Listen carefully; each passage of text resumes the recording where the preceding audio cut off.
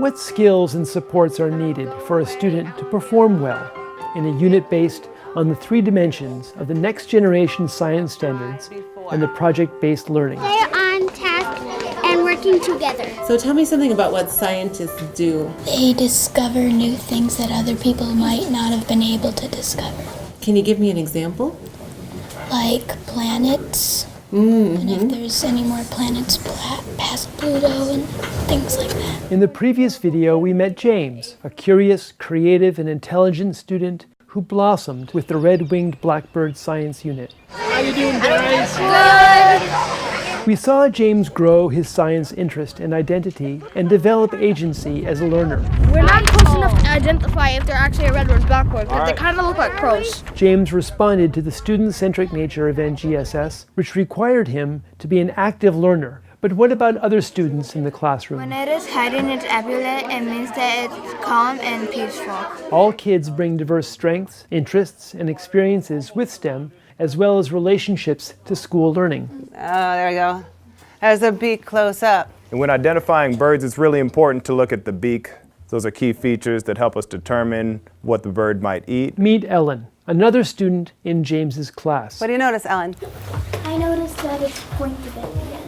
Ellen loves Taylor Swift, glitter, and reading chapter books. She loves literacy especially, and takes great pride in knowing how to spell words. Where else do we see him? What about that bird right there? She has a strong identity as a learner because she has built her understanding of learning as having the correct answer, something usually she can do. Have any of you seen red-winged blackbirds around here? Ellen can hold back though, when she isn't confident of the answer, and she can be shy in the group. So what about the females? Have you seen the female blackbirds too? In this unit, Ellen initially is hesitant to participate because there are no formulas to follow, nor does she have enough experience and certainty with the content or the process. The open-endedness means that there is less emphasis on acquiring facts and ideas to memorize and reproduce. Sometimes you see birds in the winter and you think, well, those birds aren't migrating, so they might be birds that don't migrate and are adapted to the cold. She remains quiet when the discussion revolves around something with which she is unfamiliar. She accesses prior experiences and steers the conversation to something she knows a lot about, in this case, goldfinches. We have a bird feeder in our backyard, and during the summer it comes. So you put seed out for the goldfinch and then it comes to feed on the seed? Do a lot of goldfinches come? Sometimes only like 1 or 2 at a time. So do the males and the females look the same? No. How do they look different? I think the females are like a light brownish color. As the unit progressed, however, the PBL focus on solving problems and explaining phenomena grew on Ellen, How would we define that part? Go ahead, Ellen. They could call to their mate. and she became a leader in the classroom. Calls to attract a mate. Ellen realized that figuring it out offers a big reward, even though it requires more risk. What do you notice about the nest? Lily, That the nests are made out of twigs and sticks. that's a good observation. Pick someone, Lily. I noticed that the red-winged blackbirds make their nest like taller Why might they do that? to protect their eggs from predators.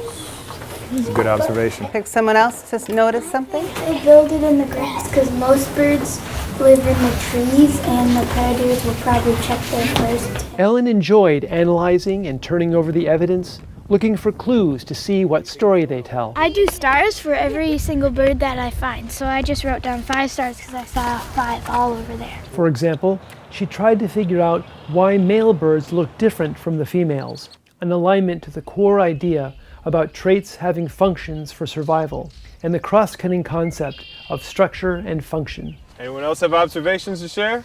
Everybody should have a couple on their clipboard. Is either calling for help or attracting the female. One of my observations was when the red-winged blackbirds fly, they flap a few times and then they soar. Ellen wanted to explain why the males at the marsh look different from each other, and some birds seem to have thicker feathers than others. This is another idea in the NGSS having to do with how organisms interact with their environment to meet their needs. One of my observations was that all of the males' epaulets are different. Some have like more red on the top than the bottom, and some have like just one stripe of yellow and one little stripe of red. Maybe because so the females can like tell their male apart from the other males. Ellen also found that the uncertainty in problems that involve traits and heredity is intriguing. I noticed that it was very cold out, so I was wondering if maybe the red-winged blackbirds had like thicker feathers than other birds do. In prior years, Ellen believed she wasn't as good at science as she was in other areas of school, and thus was less interested in it. But this year, in 4th grade, the PBL design and three-dimensional learning kindled Ellen's interest in science. It might look like they're puffing up their epaulets and squawking to get other birds to come and help them. The birds could be still friends with their epaulets up, but they might be attacking like a owl. The teacher's goals for Ellen were to bring her out of her comfort zone and to give her opportunities to test predictions and ideas about which she was unsure. They're epaulets, which are bright red and yellow. Okay, what do you think those are for? Scaring off predators. I noticed that the birds are mostly only in the grassy areas, and I noticed that all the epaulets are different. Ellen began to express ideas about which she is uncertain through asking questions and explaining unfamiliar natural events. These are supposed to be like claws, and when they're up, that means I need some space. And then when I bend them down, it'll be like more friendly, socializing. Ellen's mom, a physician's assistant, remembers being similarly inspired in the 7th grade. I do remember in 7th grade taking my first real science courses and doing well. And my mom sitting me down and saying, now this is the future. These careers are the future, and there aren't many women doing them, and you could be one of them.